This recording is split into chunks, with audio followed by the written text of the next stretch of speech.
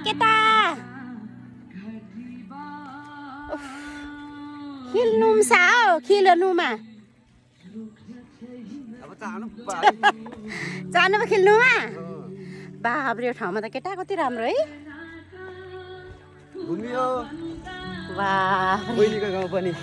फुल पनि बोकियो आयो तर अलिकति उकालो ओह्रालो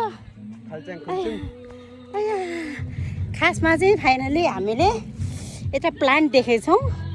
त खोज्न हिँडेको है गाइज तर के गनायो ओ के हो ओइ के कुयो गनायो त मजा चाहिँ कहाँबाट सुँगैछ फेरि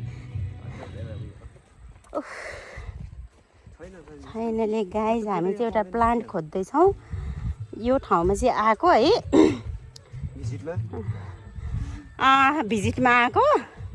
हामी चाहिँ यो नेपाल होइन नेपालदेखिको बाहिरको देशमा आएको छौँ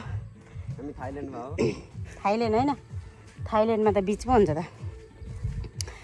अनि यहाँ चाहिँ एउटा प्लान्ट भेटेको थियौँ अघि हामीले त्यो खासमा चाहिँ त्यो पनि लिएर जाउँ भनेर चाहिँ त्यो सोचेर हामी आएको देखेको छैन यो चौतारोहरू यहाँ रहेछ तर त्यो कुन ठाउँ हो कहाँको चौतारो हो यो चाहिँ गाह्रो छ कहाँनिर त्यो भेट्नै सकेको छैन त्यो प्लान्टलाई अनि हेर्नुहोस् हजुरहरू यो ठाउँमा आउनुभएको छैन भने अवश्य आउनु होला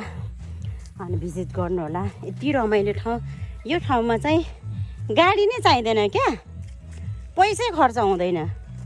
सर र हिँड्नु सक्यो बस पैसा खर्चै हुँदैन होइन भन् त ओइ बोस भन् त तँ चाहिँ अलिक बिस्तारै हिँड्न हौ मलाई गाह्रो हुन्छ सास फेर्नु गाह्रो हुन्छ यार केटा म अलिक आजकल दुब्लाएको छु कि त्यही भएर अलिकति कसरी बामे सरेको देखिस् हौ तैँले चाहिँ मलाई कुन एङ्गलले त्यसो देखिस्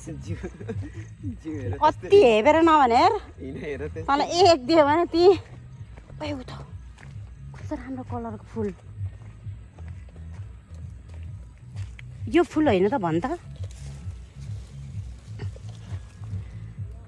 के फुल होला ला गाडी आयो खोइ अनि ओ गाडी आइसक्यो नि त ऊ नै भेट्दैनौँ त हामी अघि त यहीँ थियो त